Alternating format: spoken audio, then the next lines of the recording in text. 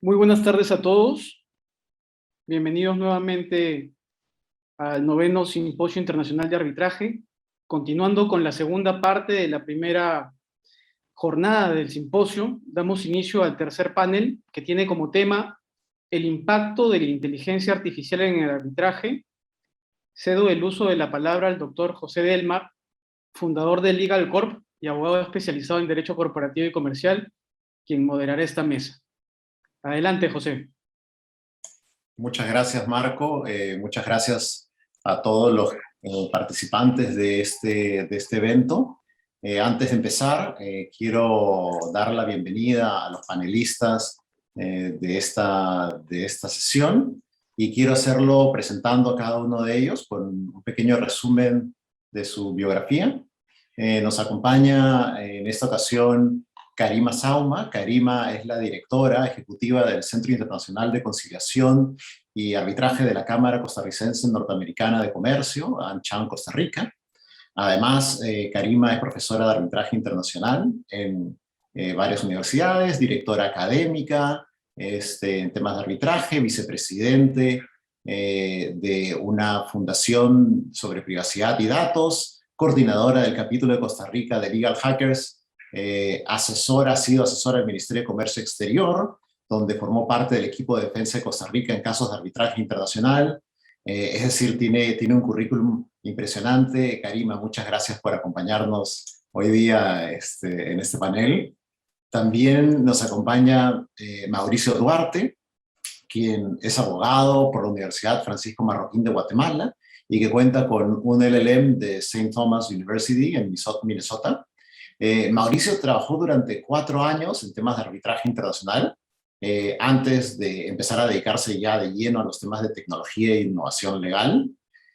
Mauricio es el Chief Operating Officer de A2J Tech, que es una empresa que construye soluciones tecnológicas que sirven para mejorar el acceso a la justicia, y es Off-Counsel Partner de Legal Plus, que es una firma de abogados enfocada en asesorar a emprendimientos de tecnología y empresas de tecnología. Ha sido además también asesor de cleros y de Arbitrator Intelligence y ha sido nombrado miembro del Comité de Expertos de Tecnología del Asian International Arbitration Center. Entre otras, por supuesto, destacadas menciones. También, Mauricio, muchas gracias por acompañarnos en este panel. Por su parte, Abel Reboredo, que también nos acompaña, es abogado por la Pontificia Universidad Católica del Perú. Abel tiene más de 25 años de experiencia en asesoría empresarial y comercial. Se encuentra especializado, además, en temas de nuevas tecnologías y derecho comercial, y me consta el nivel de apasionamiento que tiene. Es un early adopter de todas las plataformas que existen en el mercado y las testea constantemente. Además, Abel cuenta con una maestría en Derecho Corporativo por Temple University. Es Legal Project Practitioner del International Institute of Legal Project Management. Es experto certificado en protección de datos por el Institute of Audit and IT Governance y además es fedatario informático. Abel, muchas gracias también por acompañarnos hoy día. Y bueno, finalmente, last but not least, nos acompaña también Noah Ornstein. Noah es abogado de formación. Recibió su JD y además MBA por la Universidad de Columbia en Nueva York. Noah fue socio de Kirkland & Ellis y hoy día es Managing Partner de Belknap Partners. Ha sido director ejecutivo de la subsidiaria de tecnología financiera Epic. Noah hoy día es CEO de una empresa, además, de tecnología que hace automatizaciones basadas en inteligencia artificial, en la que se han invertido, se han invertido mucho tiempo, muchísimos recursos. Esa empresa se llama OpsReady, o se llama Lightsheet, pero va a pasar a llamarse OpsReady, y tiene pues muchísimos años de experiencia en asesoramiento, en transformaciones y cambios corporativos, operacionales o organizacionales, en su calidad pues de asesor y consultor. Noah, thank you for being here too. It's a pleasure. Of course, thank you for having me. Y bueno, nada, vamos a tener un panel bilingüe, ¿no? Noah nos va a hacer una presentación en inglés y los demás vamos a ir hablando en castellano. Y el tema que nos reúne hoy en día, que es cómo puede tener la inteligencia artificial un impacto en el arbitraje, lo queremos enfocar, lo hemos conversado con todos los panelistas, de una manera algo distinta a como se ha venido enfocando, tratando en otros foros. Normalmente en otros foros lo que ocurre es que se discute sobre, bueno, cuál es el estatus, qué es la inteligencia artificial, para qué se puede utilizar y por ejemplo, cómo la inteligencia artificial o algunas plataformas pueden servir al propósito de los flujos o las automatizaciones dentro de los procesos arbitrales. Pero, digamos, creo que esa discusión que es importante, no es necesariamente la discusión que nos interesa, por lo menos a los que estamos en este panel. Ya desde hace muchos años, o por lo menos 4 años, Max Tegmark publicó un libro que es muy interesante, que se llama Vida 3.0, en el que recoge mucha información respecto de el estatus y el avance de la inteligencia artificial, y comenta en su libro que en el 2014, si recuerdo bien, se organizó un evento en Puerto Rico donde se juntaron decenas de científicos, de personalidades, para evaluar pues, cuál podría ser el impacto de la inteligencia artificial, ¿no?, en la vida en general, ¿no? Una de las primeras preguntas que se hicieron fue, bueno, ¿cuándo es que vamos a tener una inteligencia artificial realmente comparable con la inteligencia humana o para esto superior, ¿no? Y hubo varios grupos de personas ahí, ¿no? Los escépticos, los utópicos, ¿no? Aquellos que creían que se podía desarrollar relativamente rápido, otros que eventualmente tarde.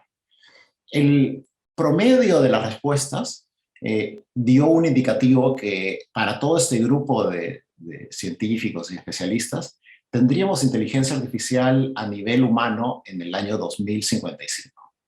Y, digamos, es un pronóstico que, digamos, es el resultado más o menos de una combinación entre escépticos que creían que nunca se va a dar y otros que creen que va a tardar poco. Lo que sí, cuando uno ya avanza hasta los 100 años, por ejemplo, ahí básicamente casi todos están de acuerdo en que para ese entonces tendremos inteligencia artificial. Y la inteligencia artificial no solamente es una herramienta. Creo que pensar en la inteligencia artificial como algo que podemos utilizar los humanos para facilitar el día a día es solamente una visión parcial. La tecnología, hasta la tecnología más básica, termina cambiando los hábitos y las conductas de los humanos, ¿no? Recuerdo cuando al comienzo nadie utilizaba Waze, ¿no? O alguna de estas plataformas, y todos o teníamos una guía de calles en la guantera del automóvil, ¿no? Y con eso más o menos nos guiábamos en los tramos finales de la ruta, pero más o menos hacíamos mentalmente una ruta, ¿no?, hacia dónde queríamos llegar, y si al final no la encontrábamos, bueno, sacábamos esta guía de calles, ¿no?, que a veces venía con la guía de teléfonos incluso, ¿no? Por lo menos aquí era así en el Perú, ¿no? Y estábamos un poco acostumbrados a eso. Hoy día, con las aplicaciones de Waze y demás, prácticamente nadie se acuerda de cómo llegar a ningún sitio si no tiene la aplicación Waze. Si uno no pone la dirección y el Waze no le dice cómo llegar, eventualmente uno no sabe, que es más o menos lo mismo que pasaba cuando antes nos acordábamos de un montón de números de teléfonos, y hoy día, ¿para qué nos acordamos? O sea, a veces yo no me acuerdo ni el mío, ¿no? Porque todo está almacenado. Y eso no necesariamente es negativo, pero sí es una muestra, digamos, por ejemplos sencillos, de que sí la tecnología termina teniendo un impacto, no solamente en, digamos, la utilización que hacemos de nuestras propias capacidades, sino también de cómo es que actuamos, ¿no? Hoy día, pues, con toda la cantidad de desarrollos a raíz de la pandemia y este tipo de conferencias, y la prueba que podemos tener reuniones no presenciales y que funciona, pues es bastante lógico también imaginar que, digamos, volver a la oficina o tener reuniones presenciales el 100% del tiempo también va a quedar atrás, ¿no? O por lo menos en gran parte. Entonces, sí, la tecnología cambia, y cuando la tecnología que provoca el cambio es una de la magnitud de la inteligencia artificial, pues la pregunta que uno puede formularse, y creo que es bastante válida, es ¿qué debemos hacer frente a esto? ¿Debemos esperar, como ha sido de alguna manera la fórmula que hemos tenido siempre los abogados en el mundo, en la vida, pues, de la evolución del derecho, esperar un poco la realidad de lo que ocurre y entonces regular? ¿O deberíamos más bien dar un paso y empezar a pensar, por lo menos, en cómo es que queremos que sea ese futuro y establecer eventualmente algunas reglas, controles y monitoreos para ver cómo es que la inteligencia artificial va a ir impactando en nuestra actividad, no solamente profesional, sino en la vida en general, para poder controlarla y estar seguros que vamos a llegar a tener un futuro donde efectivamente la inteligencia artificial esté al servicio de la humanidad, y no un futuro donde simplemente no sabemos a dónde vamos a llegar, ¿no? Entonces, esa es la gran pregunta, ¿no? La gran pregunta es si la inteligencia artificial puede impactar, o refraseo, si pequeñas plataformas, pequeñas aplicaciones pueden cambiar nuestra forma de actuar, nuestra forma de utilizar nuestros propios recursos, y siendo que la inteligencia artificial pues es muchísimo más potente y es previsible entonces que cambie en mucho mayor medida nuestro uso de capacidades y la forma que tenemos de actuar, la pregunta entonces es si vale la pena empezar ya a discutir sobre a dónde es que queremos llegar cuando esta inteligencia artificial, que no faltan demasiados años para que esté presente, alcance un cierto grado de evolución, y más bien empezar a monitorearla desde ahora. Entonces yo creo que este espacio, y perdón la introducción tan larga, pero yo creo que este espacio y esta conversación que vamos a tener es probablemente uno de los primeros lugares en donde vamos a empezar a hacernos este tipo de preguntas, y donde vamos a poder reflexionar ya no solamente sobre el detalle pequeño, sino tener una mirada un poco más macro y pensar si es que a nivel legal, no solamente del ejercicio, sino conceptualmente, debemos tener un cambio, una transformación hacia mayor control, mayor supervisión, y hasta qué punto, ¿no? Y aquí hay muchos temas que ya veremos implicados, ¿no? El debate entre la privacidad, ¿no? Y el nivel de seguridad, y en fin, ¿no? Entonces, para enmarcar un poco este debate y esta conversación, quiero ceder el uso en este momento de la palabra a Noah, que nos acompaña. Noah, como comenté al inicio, tiene una plataforma, es el CEO de una empresa que tiene una plataforma de automatización basada en inteligencia artificial. Y sería muy importante, creo que va a ser muy interesante que él nos comente un poco qué es lo que esta empresa que él tiene está haciendo hoy en día en temas ya de automatización en el campo no solamente del arbitraje, del manejo de casos, manejo de contratos y soluciones eventualmente de controversias, sino a dónde cree él que esto puede llevarnos basado en su experiencia concreta.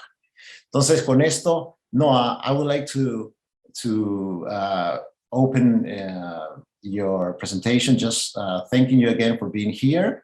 And I just introduced you, and of course, we would like to hear from you, being the CEO of a leading automation, a company that leads the way of automation based on artificial intelligence, to tell us a little bit about what your company does, how your company is working right now with automation in case management, controversies. What do you think this will, what impact do you think this will have on the law, and your thoughts about artificial intelligence and the law from your perspective?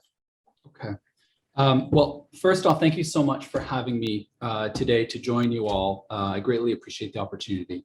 I am sorry that I can't present in Spanish. So please excuse my ignorance. I will do the best that I can in English. I think Jose, you've asked a lot of questions. I think questions are definitely the place to start because with new technology being available, it really does force us to reconsider our role as legal professionals, within the world. With new technology, what really should be the role of legal professionals? How should we be thinking about use of technology and how it impacts who we are and what we do, including in the world of mediation and arbitration? The legal profession historically has been reactive.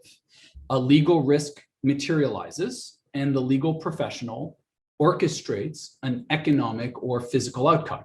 That is, they resolve the materialized legal risk after it's already caused harm, after the harm has occurred.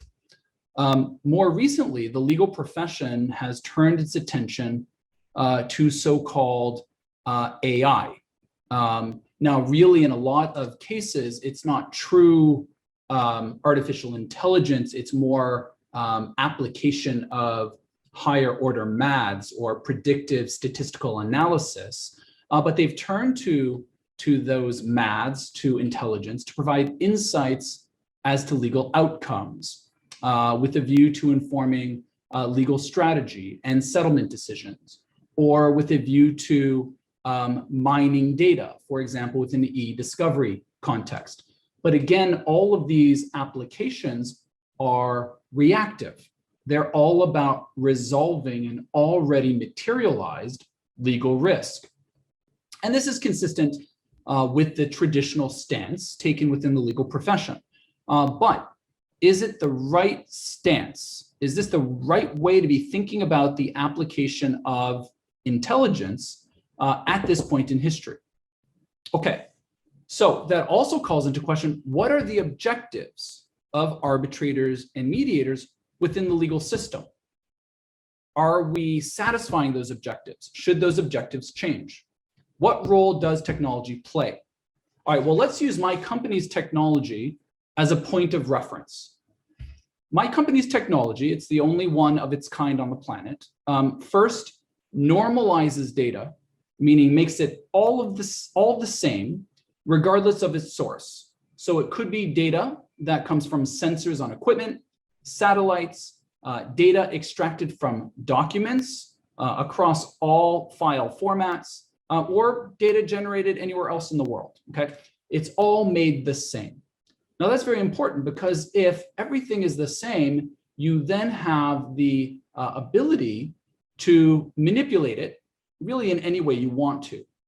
And that's then what the technology does. It's able to automate what happens to that data, whatever it is, whatever the source, at the most granular cellular level to evolve the use of that data, the work that is performed, okay?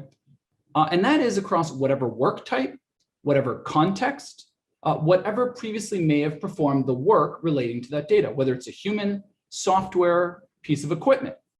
It's basically like having a technology from across the spectrum of technologies that are available today to automate work, all weaved together in a singular, comprehensive application, okay?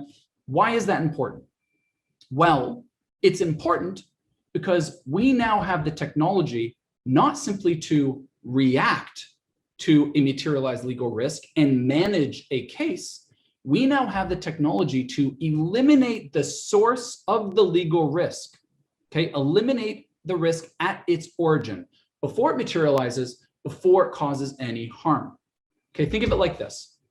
Each human is unique, yet we're made of the same things. Think cells. We're all made of the same cellular elements and structures. And causing human evolution requires modifying cells. Well, organizations work, they follow the same truths. Each organization is unique, and yet the work within any organization is made of the same things. It doesn't matter what the company type is. It doesn't matter what industry the company is in. Only instead of cells like humans, think actions relating to data. Okay? All work, whether in an oil field or a factory or a finance department, breaks down to a definable collection of actions at a data level that build up, that aggregate to form work. For example, there are actions about ingestion of data, taking it in, actions for applying rules to data, maths, actions for communicating, for producing something, and so on and so forth. You can define a universe of actions that comprise work. Even physical action of a human, like a human swinging an axe, is in response to data, uses data, or generates data. Okay? So every action that ultimately builds to work. So automating at an action level, different automated actions can be put together in any number and any arrangement for any work type and any context. And that includes for work today done by people, as well as equipment and other software. That includes automating work that is the origin of legal risk. So what's the implication of being able to evolve work at the foundational level of work? Well, for sure, in mediation and arbitration processes, instead of simply looking at predictive analyses, professionals can automate the information flows between the systems that are relevant for the mediation or arbitration. They can automate communication and information exchange amongst people. It can apply many different types of analyses. It can automate the administration of the entire process, and so on and so forth. Think about all the different parts of the work that ultimately contribute to arbitration and mediation, and break it all down, and all of those components can be treated with substantially all or all of that work being automated. Okay, now that would create a dramatic increase in throughput and a game-changing reduction of time and cost in the legal system. But perhaps even more impactful is what else you can do with a technology this powerful, okay? Having a technology this powerful means that the organizations, the parties to the mediation, to the arbitration, the parties that are arguing over a materialized legal risk, they can easily now eliminate innumerable actual legal risks at their origin before they do any harm. Does that change the way we need to think about the role of the mediator arbitrator? Does it change the rules applied in mediation and arbitration? Let's take an example, a fire.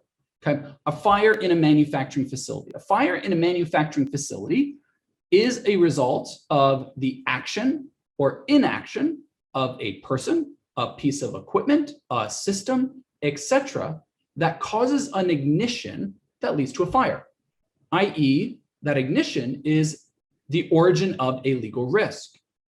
It may be that that fire, that disruption, leads to a miss in production, and so a contractual legal risk materializes. It may be it leads to physical human harm or property harm or loss of life or destruction of property, and thus results in what in English is called a tort. It may be that it creates a statutory breach, okay? You understand. All of these legal risks materialize as a result of that event happening, which is driven by action and inaction by different resource types. Okay, what if a technology can automatically measure heat and smoke via sensors, audit the sites of ignition through directing human and robotic resources to do the appropriate checks that are necessary throughout a day, visualize all of everything that's happening through an interface, deploy automatically emergency preventative resources as necessary, and do this around the clock, okay? That would eliminate or substantially reduce the potential for the legal risk to materialize.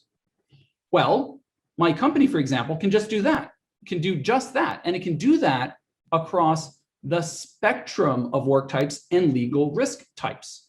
Doesn't matter if you are a utility company, an oil and gas, a manufacturing company, a healthcare company, a mining company, financial services, professional services, it's on and on across functional areas.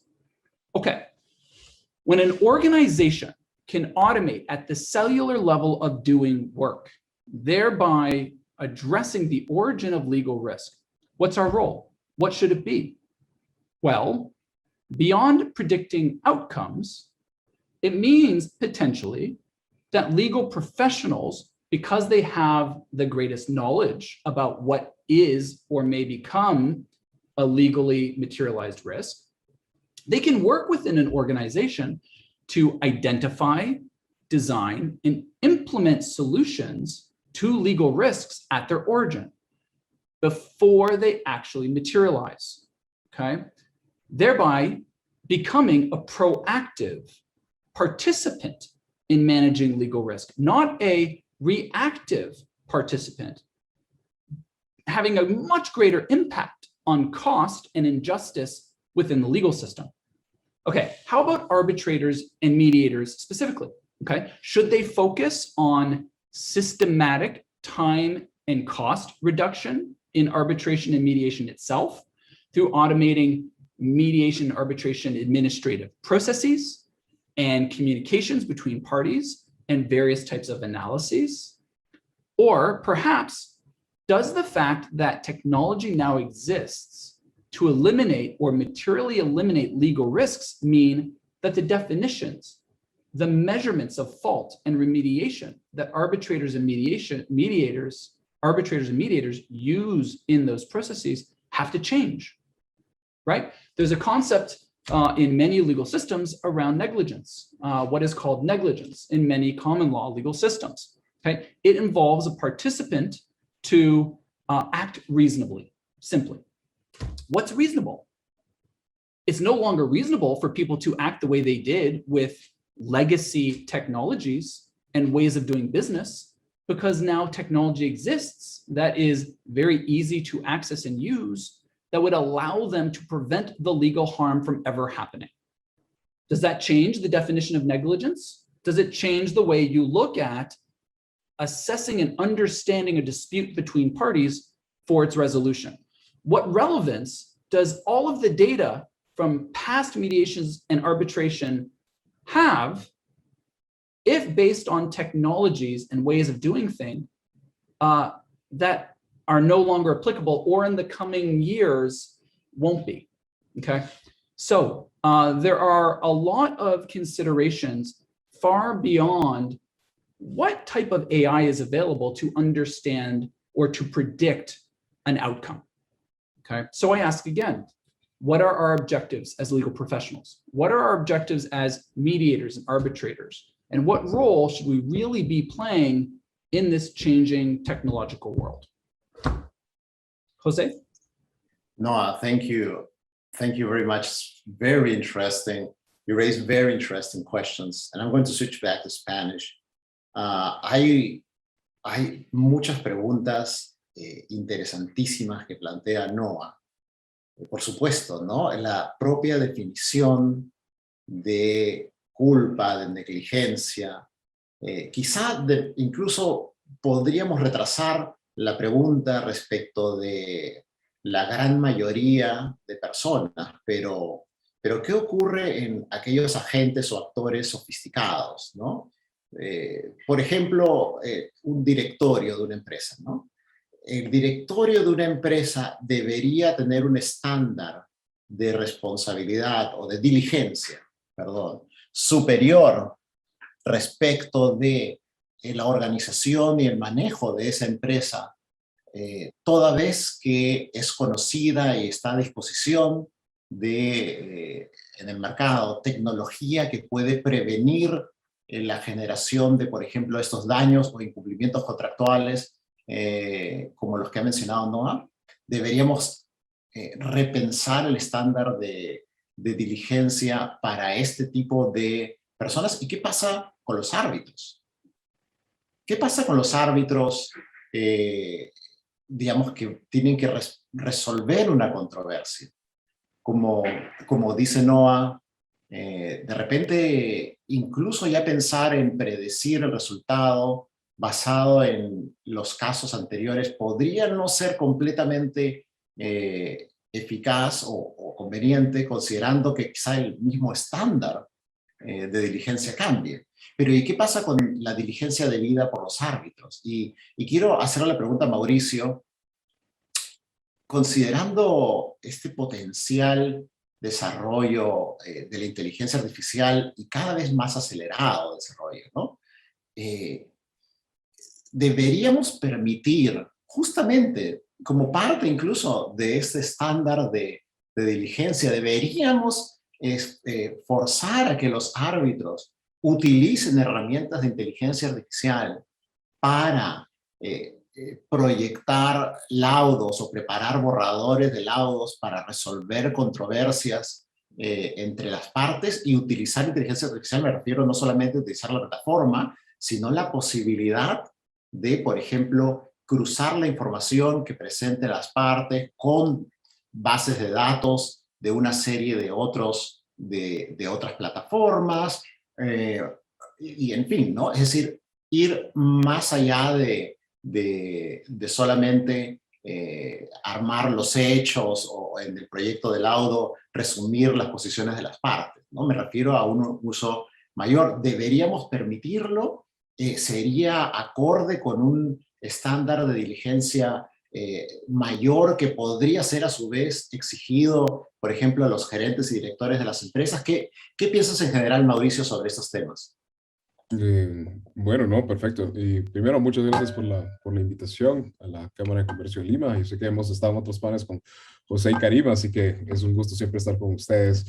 Yo voy a empezar tal vez con la primera premisa, y eso viene de alguien que estuvo en arbitraje, ahora se dedica 100% a temas de tecnología, pero siempre he partido de esta premisa, y es: en el momento en que forzamos el uso de la tecnología, estamos haciendo algo mal, porque la tecnología debería ser, o una buena tecnología debería ser fácilmente utilizable y además debería ser intuitiva. Si empezamos a forzar el uso de ciertas herramientas, tecnologías, por más buenas que sean, por más que los beneficios sean, pero no tienen esa perspectiva del usuario o cómo están utilizando la herramienta, cuáles son sus impresiones, le gusta esto, no lo va a utilizar, el botón no me gusta, no se entiende, que por ejemplo uno lo ve mucho con lo que se llama product managers cuando están estructurando un proyecto. Creo que ahí ya estamos cometiendo un primer grave error, y es forzar el uso de tecnología para todos los usuarios, o partir de la premisa que todos tienen el mismo nivel de conocimiento, el mismo nivel de circunstancias o el mismo nivel de condiciones que aceleran o que en un momento pueden incentivar el uso de tecnología. Bajo esa premisa, partamos ahora del estándar de una persona, si es razonable que en un momento dado se eleve estándar para los árbitros o para incluso directivos. Podemos prevenirlo ya que tenemos las herramientas. Y siempre, cuando me recuerdo ahora de algunos casos en arbitraje, la objetividad o la razonabilidad se tenía que medir de una manera objetiva, no subjetiva. ¿Y cuál muchas veces esa métrica para medir la razonabilidad?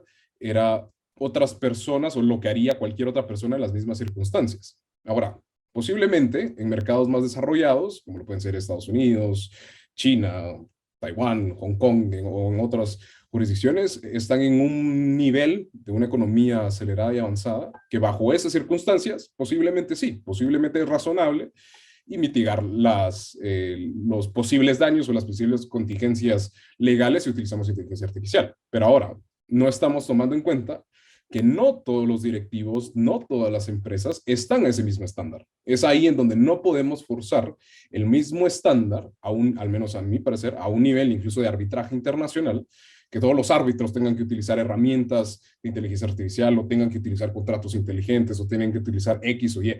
Lo que sí se puede generar es, por las mismas cámaras arbitrales, es fomentar o incluso estructurar sus reglas que permitan que los árbitros tomen esas decisiones. Y ahora lo que se va a trasladar eso en el mercado, ya viéndolo desde una perspectiva más económica, es la diferencia competitiva sobre otros centros de arbitraje en la región. Por ejemplo, yo no puedo necesariamente decirle a un centro de arbitraje en Guatemala, donde nací y crecí, que es pequeño, que tiene, tal vez ahorita asumiría algún centro de arbitraje que tendrá unos 30 a 50 arbitrajes por año. No le puedo decir, quiero que haga la inversión millonaria para utilizar un proceso de inteligencia artificial cuando ni siquiera los procesos esenciales para implementar un tipo de tecnología han sido bien desarrollados. Entonces, creo que en ese momento, cuando empezamos a forzar o a exigirle a alguien utilizar una tecnología, estamos cometiendo un grave error. Ahora, sí se va a traducir en muchos beneficios a mediano y largo plazo el uso de tecnología, claro. O sea, para algunos árbitros pueden ser más eficientes con su gestión, eso puede generarles más oportunidades o tener una buena reputación en la industria arbitral para que sean designados en futuros arbitrajes. Pero creo que tanto para directivos, tanto como para árbitros, si forzamos ese estándar de utilicen la inteligencia artificial porque si no son negligentes, creo que ahí estamos entrando a un área que yo en lo personal no estaría de acuerdo. Creo que es un tema y podemos discutir mucho tiempo, pero no quiero entrar a tanto detalle. Pero creo que bajo ese estándar de razonabilidad, las circunstancias similares, actualmente no tenemos un único estándar de decir todos nos tenemos que adecuar a las condiciones de mercado, a las condiciones de centros de arbitrales en Europa o en Asia, porque las condiciones de cada país y de cada circunstancia son diferentes. No podemos necesariamente forzarlo. Y en muchas veces las inversiones, y si hablamos ya de un tema económico que ya que estoy hablando en un panel en Perú, yo aprendí esto hace muchos años de Alfredo Bullard cuando él hablaba mucho del análisis económico del derecho, que era el óptimo de Pareto. Y así hablamos ya desde una perspectiva un poquito más sofisticada de economía, estamos siendo realmente óptimos cuando estamos utilizando recursos en tecnología que se podría utilizar para otras cosas. Por ejemplo, podríamos contratar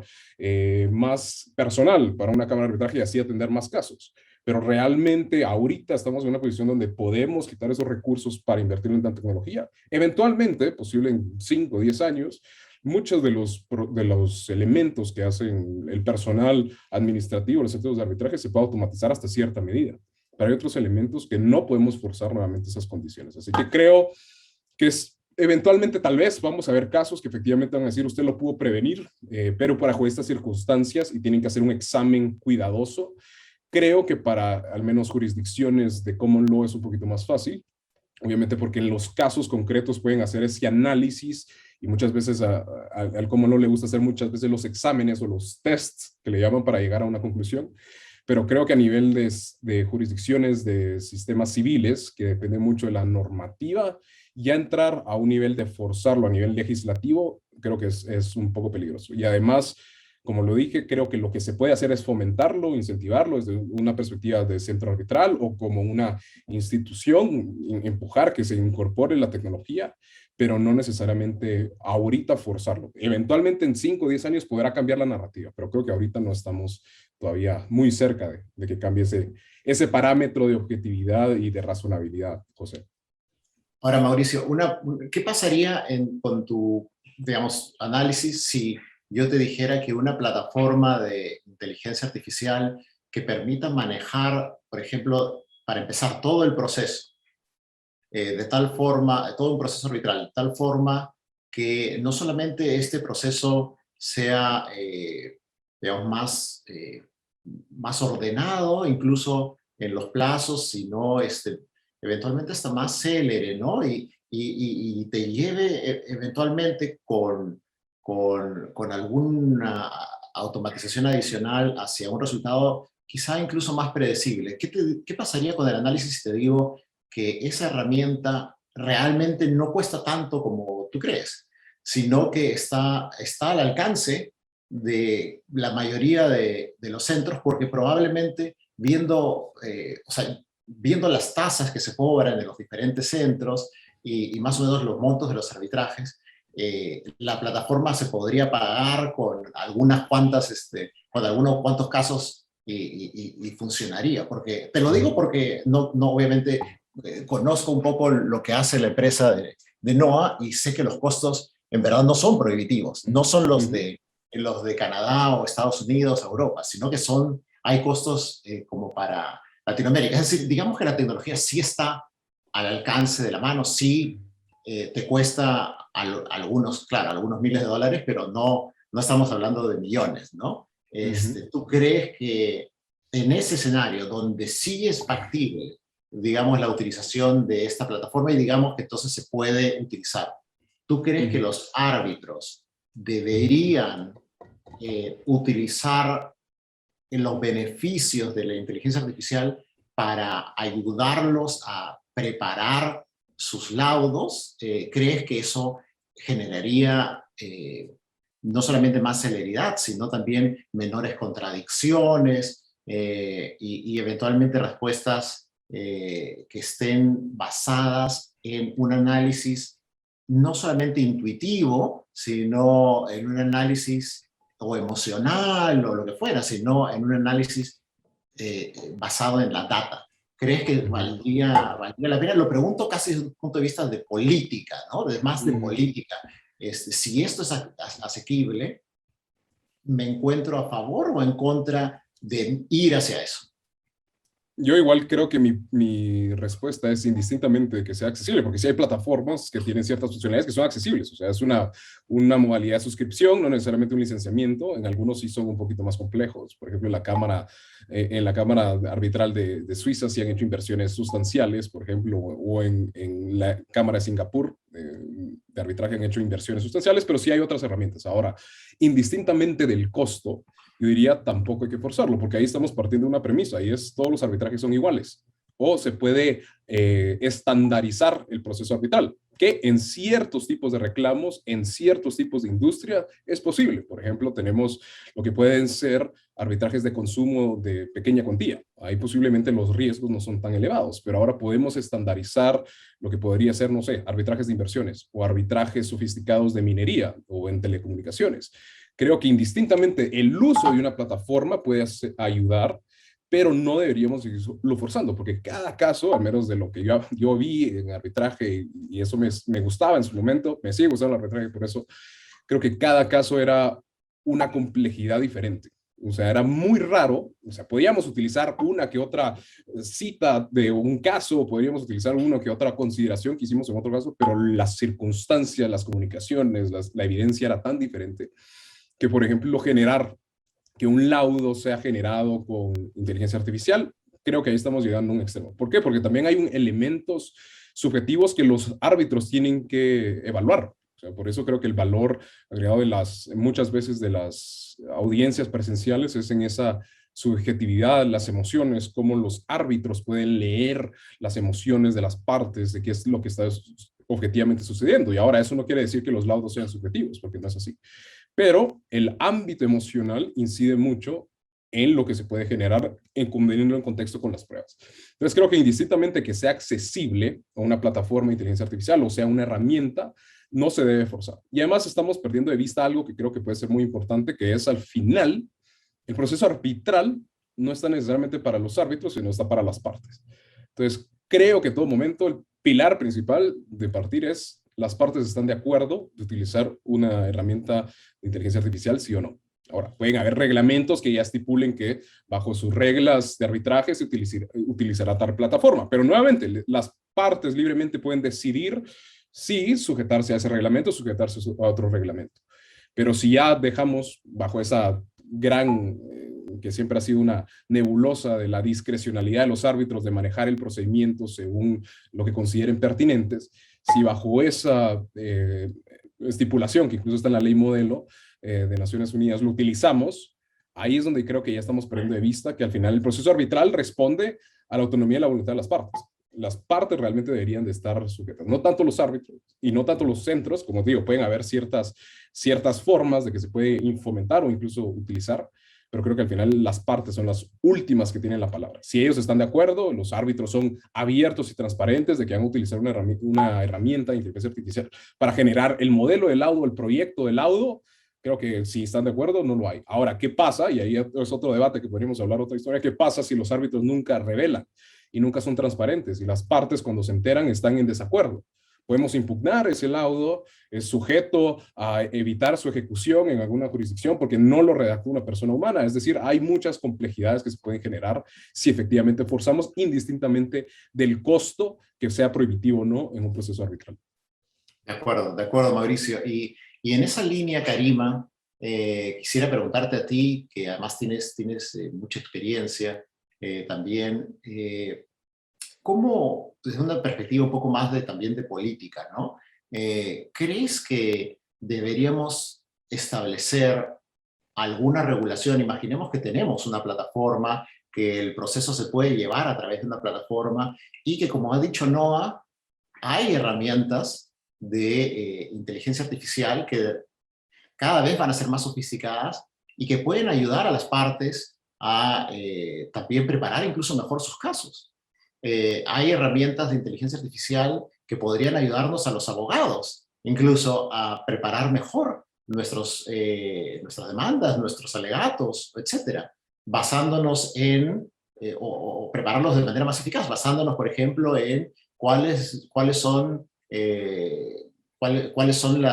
los resultados más o menos o los laudos que se han ido emitiendo en algunos casos que sean públicos, ¿no? Han sido emitiendo, cuál es la tendencia, cuál es la forma de pensar, cuál es la ideología del árbitro tal o el árbitro cual. ¿Tú crees que deberíamos establecer alguna regulación desde el punto de vista macro que busque evitar que una parte que tenga más recursos pueda hacer uso de toda esta tecnología para preparar mejor sus casos y llevarlos mejor frente a un panel arbitral, generando entonces un desequilibrio con una parte que eventualmente tenga menos recursos y no pueda acceder a lo mismo? Es decir, ¿deberíamos establecer una regulación que ponga a todos abajo o deberíamos establecer una regulación o no establecer ninguna regulación y ver que las partes más bien vayan compitiendo para ver de asumir la mejor tecnología en su favor, la que esté disponible? ¿Cómo crees que deberíamos manejar esto en términos políticos?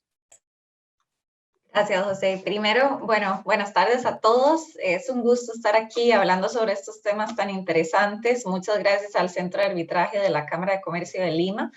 Y un gusto, como dijo Mauricio, estar aquí con reconocidos colegas. Primero, quería decir que estoy de acuerdo con todo lo que dijo Mauricio y realmente creo que esa es como la línea que debemos seguir y esa es la línea con la que entro a la respuesta de esta pregunta. Ya hoy en día tenemos desbalance entre las partes, eso es natural, y no hablando de inteligencia artificial, sino hablando de todo tipo de herramientas.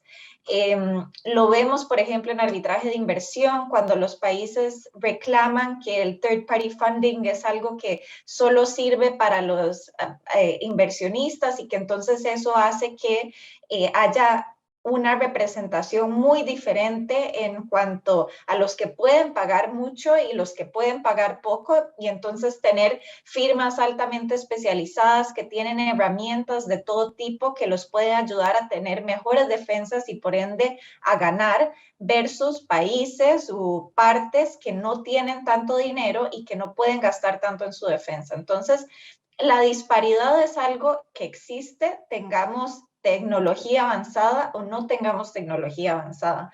Y eso es algo que no se puede regular. O sea, creo que no podemos decir, bueno, entonces ahora usted solo le va a poder pagar un cap de tanto a la firma para que entonces no puedan invertir 500 horas versus el que invierte 100 horas y entonces su defensa va a estar en el mismo plano. O nadie puede utilizar mock hearings o herramientas que conlleven costos elevados porque entonces no vamos a estar en igualdad de condiciones.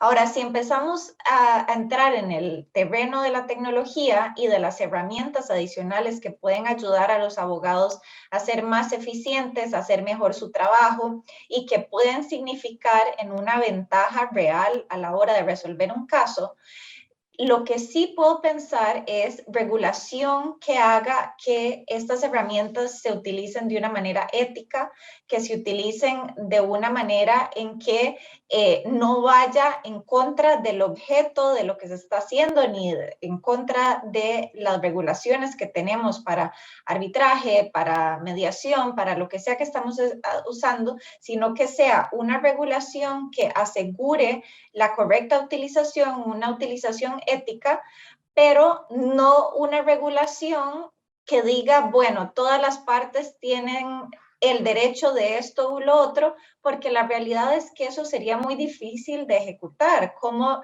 les decimos a unos que sí pueden utilizar y otros no? ¿O cómo vamos a hacer una regulación que vaya al mismo paso que la tecnología? Porque eso tampoco es algo, cuando se ha tratado de regular la tecnología de una manera muy minuciosa, hemos visto que las leyes quedan obsoletas de una manera muy rápida porque la tecnología va avanzando muchísimo más rápido que lo que va nuestros legisladores o cualquier cuerpo que desarrolle normativa. Veamos lo que está pasando en arbitraje con los working groups y todo el desarrollo de normativa súper sencilla para regular los mismos arbitrajes que hemos tenido desde hace muchísimo tiempo.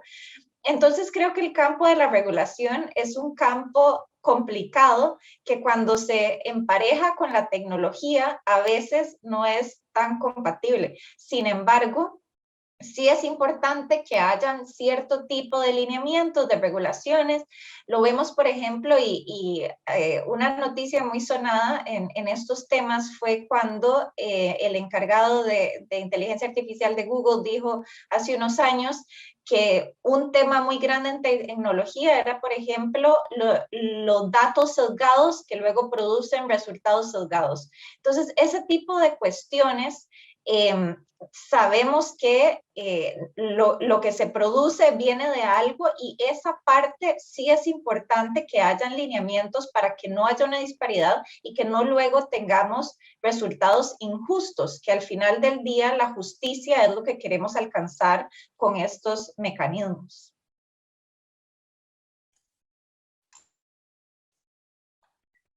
De acuerdo, Karima, pero, por ejemplo, ¿tú crees que si se estableciera una regulación que dijera, porque existe la tecnología y imaginemos que existe la data, está prohibida la utilización de inteligencia artificial para predecir los resultados de las cortes? ¿Es algo con lo que tú te sentirías cómoda o más bien sientes que es un tipo de política respecto de la inteligencia artificial que crees que podría ser más bien perjudicial?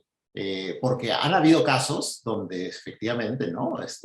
Globales ya conocidos, ¿no? Como Francia, por ejemplo, donde se ha prohibido la utilización de tecnología para predecir resultados. ¿Sientes que eso es algo que, digamos, deberíamos tener en cuenta? O sea, aquí también en el terreno del arbitraje comercial, el arbitraje doméstico o internacional, es algo que, por ejemplo, ese tipo de políticas, ¿son políticas con las que tú te sientes identificado o crees más bien que toda regulación prohibitiva de la utilización de inteligencia artificial podría más bien al contrario impedir el avance, el desarrollo de la tecnología en beneficio de las partes?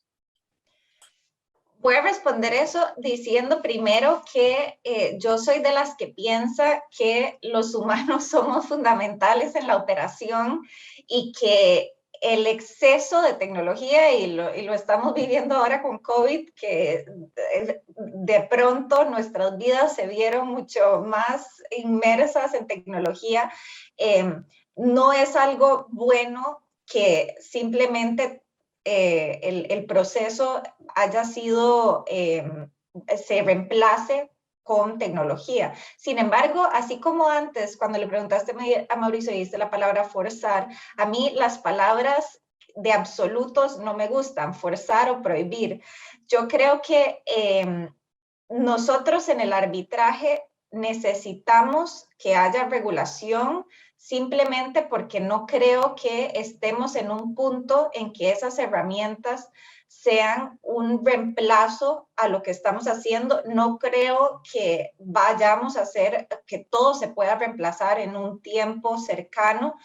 El caso de Francia me parece extremo. En ese caso, yo no creo que se pueda prohibir algo de una manera tan tajante, pero sí creo que podemos, como decía antes, dar lineamientos y expectativas de lo que se debería hacer.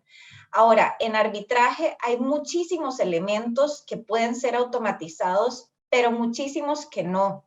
Y ahí es cuando, por eso es que tampoco siento que la prohibición o forzar sea algo que cambie mucho la realidad, sino que los árbitros todavía tienen una labor muy importante que las máquinas no pueden hacer, y ahí entramos en lo que hablaba de antes, conceptos indeterminados, orden público, justicia, cómo leen el caso, empatía, lectura de emociones. Todos estos elementos son fundamentales para una correcta decisión de un caso, y todos esos son cuestiones que todavía la inteligencia artificial no puede hacer de una manera perfecta. Y en esa medida es que, por eso digo que no, en estos momentos, decir de manera absoluta que vamos a forzar o vamos a prohibir algo, no tiene el efecto que tal vez piensan que va a tener en la práctica, sino que el arbitraje, la mediación, estos mecanismos todavía requieren de una carpintería artesanal que no se puede automatizar al 100%. Podemos hablar, y yo que soy directora de un centro, he visto muchos programas tecnológicos que nos ofrecen, y no necesariamente con inteligencia artificial, sino más sencillos, que realmente el proceso de arbitraje es un proceso sencillo. O sea, esto no es rocket science lo que estamos haciendo en cuanto al procedimiento en sí, pero al mismo tiempo todos los casos son diferentes y siempre se necesita el input de, bueno, esto tiene los requisitos, no tiene los requisitos, de pronto hay una medida cautelar, de pronto hay una parte que no se parece. Hay un montón de cosas que necesitan ser juzgadas de una manera que todavía la tecnología que se tiene todavía no puede ser automatizada, y por eso es que digo que mi conclusión de que no pienso que prohibir o forzar sea una solución, porque no estamos ahí simplemente, y si hacemos esas prohibiciones o fuerzas categóricas, no vamos a poder avanzar a tener un modelo que realmente vaya con lo que queremos que sea. No sé si eso contesta tu pregunta. Sí, sí, gracias, Karima. Y tengo una pregunta final ahora para Abel. Abel, tú que eres pues tan tech adopter y etcétera, tú sabes pues que así como hace muchos años desde hace muchos años existe pues el detector de mentiras y todo esto, ¿no? Cada vez hay tecnología más avanzada y más correcta para, por ejemplo, escanearte y determinar, por ejemplo, con algún grado de certeza si estás diciendo la verdad o estás mintiendo. Detectores, no solamente sistemas, programas que no solamente te detectan tu rostro y te reconocen, sino que detectan emociones también. Y en fin, ¿no? Ya existe todo eso. Y lo más probable es que dentro de pocos años, así como se está empezando a experimentar con pequeños controles cerebrales para hacer algunos movimientos o para generar algunos números, ¿no? Hay estos experimentos que creo que en China te ponen esta serie de sensores, y tú piensas en un número y la máquina te dice qué número estás pensando en base a, bueno, toda una serie de escaneos y en fin.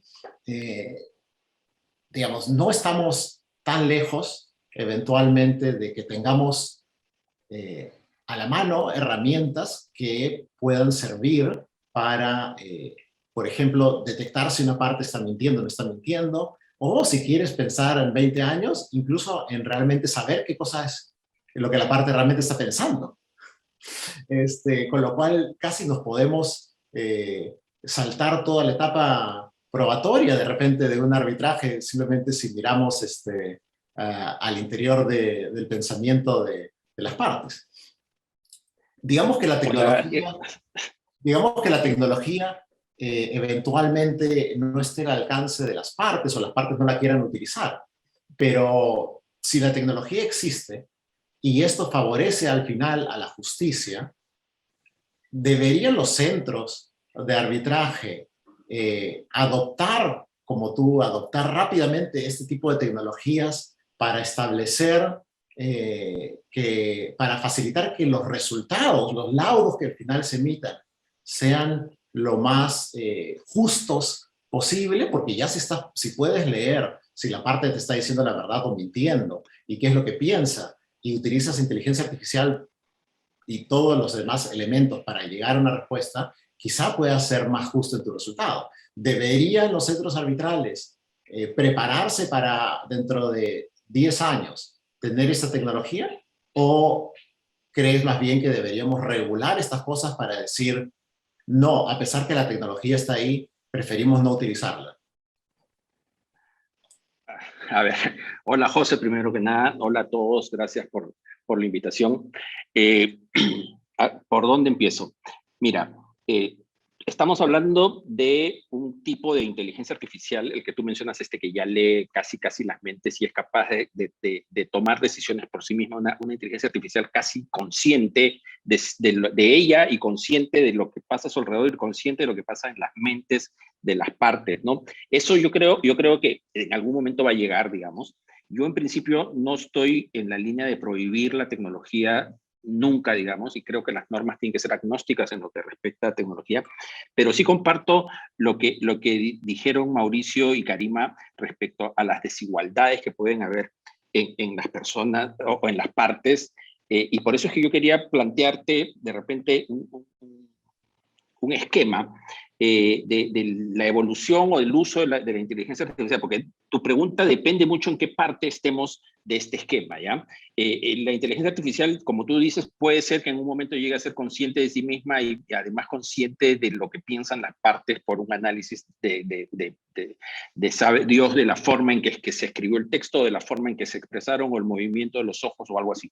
Pero la inteligencia artificial tiene otros usos que son más básicos también. Y yo creo que, como decía Mauricio inicialmente, esto tiene que fluir, digamos, tiene que irse adoptando poco a poco y forzar, o sea, si es que mañana apareciera esta inteligencia artificial súper consciente y tú me dijeras, usémosla, es necesario que lo usemos, yo te diría de repente no estoy tan seguro, ¿ya?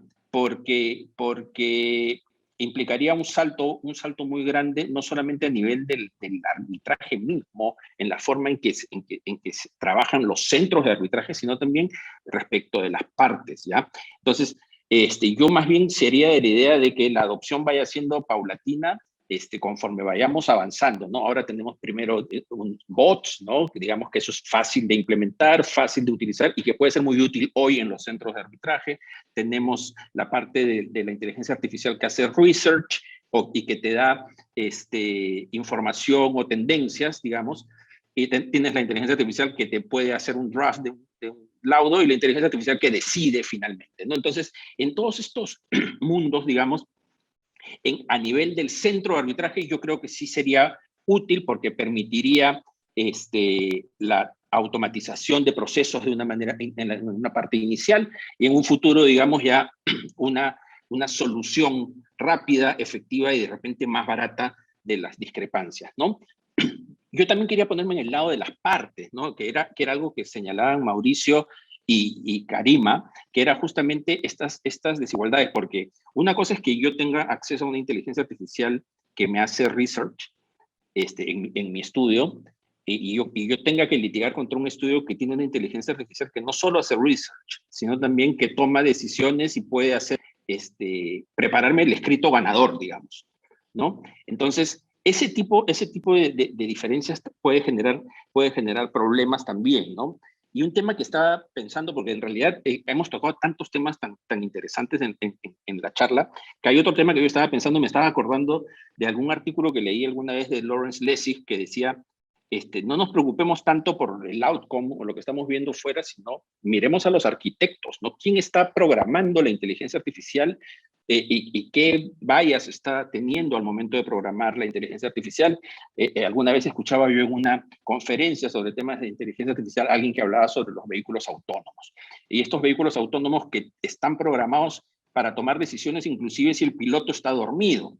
Entonces, ¿qué pasa si el vehículo autónomo toma una decisión y producto de la programación de la que fue parte este vehículo, y esta decisión causa un daño? ¿quién es el responsable del daño? ¿No? El responsable es el dueño del carro, la fábrica del carro, el que programó la inteligencia artificial o la misma inteligencia artificial. Tienes una gran discusión ahí, porque el que tomó finalmente la decisión no fue el humano, ni la empresa, ni el programador, fue una inteligencia artificial. Entonces, en el mundo del arbitraje, yo me atrevería también a decir que miremos también a los arquitectos, quiénes son los que están armando las inteligencias artificiales y qué formas de ver la vida o qué formas de ver el derecho están implantando en esta inteligencia artificial, ¿no? Y yo quería también mencionar un tema que tocó Noah, que me pareció espectacular, y creo que eso sí va a venir más rápido de lo que nos imaginamos, que es esto del uso de la inteligencia artificial para poder retroceder y prevenir y evitar la comisión de hechos o el incumplimiento de contratos o cualquier evento que pueda producir un daño o una controversia, ¿no? Normalmente a los abogados, cuando trabajamos en empresas, se nos dice, necesito que me ayudes a prevenir los riesgos, ¿no? Entonces, eso actualmente es bien complicado, porque tú necesitas que los abogados estén al tanto de todo lo que hace la empresa, cada actividad que se realiza en la empresa, pero también necesitas que los abogados estén al tanto de todo lo que pasa en las leyes, todo lo que pasa en la jurisprudencia. Entonces, un abogado preventivo necesita muchísima información, necesita procesar demasiadas cosas como para poder dar recomendaciones o ayudar en la toma de decisiones. Entonces, si es que sucediera lo que decía Noah, que tú tienes una inteligencia artificial que no solamente analiza los resultados de los laudos, analiza las normas y analiza los procesos internos que tiene la empresa, te va a decir, en este tipo de procesos, normalmente aquí cometemos errores que generan arbitrajes. En este otro tipo de procesos, hemos producido tal hecho que ha generado arbitraje. Entonces, ya la posibilidad de prevenir usando este tipo de soluciones, digamos, a mí me parecería espectacular, porque facilitaría el trabajo del abogado preventivo, y de una manera muy simple te permitiría tener un mapa de todos los riesgos que hay en la empresa y poder tomar decisiones de tal forma que nunca o casi nunca tengas que entrar a un litigio o a alguna controversia. A ver, muchas gracias. Sé que estamos con la hora. Yo quiero solo terminar el panel, si me lo permite Marco. Sé que estamos, Marco, ya sobre la hora, pero solo quiero terminar con una reflexión que es producto un poco de la opinión de todos, ¿no? Creo que hemos tocado varios temas. Creo que en particular he tratado de ser provocador con las preguntas, ¿no? Y un poco pesado con esto, porque sí creo que no pensar en estos temas esperando o confiando en que esto llegará en su momento y entonces ahí veremos, puede ser un error, porque la inteligencia artificial no la consciente, ¿no? Sino, digo, una inteligencia artificial equivalente al humano, ¿no? No una que sea consciente de sí mismo, pero una equivalente a la humana. Yo coincido con la mayoría de las personas que saben de este tema mucho más que yo. Entonces coincido con ellas en creer que esto no es algo del próximo siglo, sino es algo que puede ocurrir entre los próximos 30 años. Es decir, que vamos casi todos, de repente yo, un poco más viejo que ustedes, pero todos vamos a de alguna manera verlo. Y una inteligencia artificial que puede ser equivalente a la humana, no es que sea estática, ¿no? Una vez que la inteligencia artificial alcance este estado, solamente va a evolucionar exponencialmente, ¿no? Entonces, una vez que alcance un estado de capacidad cognitiva y etcétera, como la nuestra, solamente va a ser capaz de generar inteligencias y resultados cada vez exponencialmente más sofisticados que seguramente lo van a alejar o la van a hacer muy superior a nosotros. Y creer que entonces vamos a poder regular qué cosa va a pasar, es ser, creo yo, un poquito ingenuos, y por lo tanto sí creo que es un momento hoy de pensar, bueno, ¿cómo es que queremos que esa inteligencia artificial, que ya está en proceso de desarrollo y es imparable porque no está concentrada en una empresa, sino que se está desarrollando en todos lados, cómo queremos que esa inteligencia artificial termine interactuando en todos los procesos, incluyendo los procesos de solución de controversias que son tan inherentes a la sociedad? Y creo que estos espacios donde se debatan, donde se pueden debatir estos temas y tomar alguna posición, reflexionar sobre temas como los que menciona Noah, los nuevos estándares de responsabilidad, los deberes que podría tener un centro de arbitraje ante la evolución de la tecnología y el acceso de estas herramientas tecnológicas en beneficio de las propias partes, eventualmente, creo que son preguntas que hay que empezar a formularse, y en ese sentido quiero agradecer a la Cámara de Comercio, al Centro de Arbitraje de Lima, por habernos dado la oportunidad de tratar en este panel sobre estas preguntas provocadoras, creo yo, y que espero que hayan sido de interés para todos los participantes. Y quiero agradecer nuevamente a Karima, a Mauricio, a Abel, a Noah. Thank you, Noah, again, por las presentaciones y por las opiniones, y espero que podamos seguir debatiendo estos temas que de nuevo, como insisto, creo que son fundamentales para no solamente pensar en el arbitraje como proceso de acciones, sino ya un poco más el tema conceptual sobre incluso cómo debería el arbitraje funcionar y cómo debería funcionar el derecho, ¿no? Así que nada, Marco, con eso muchas gracias, y perdón por los minutos extras. Muchas gracias a todos los panelistas de esta tercera mesa y a José, por supuesto, por su conducción.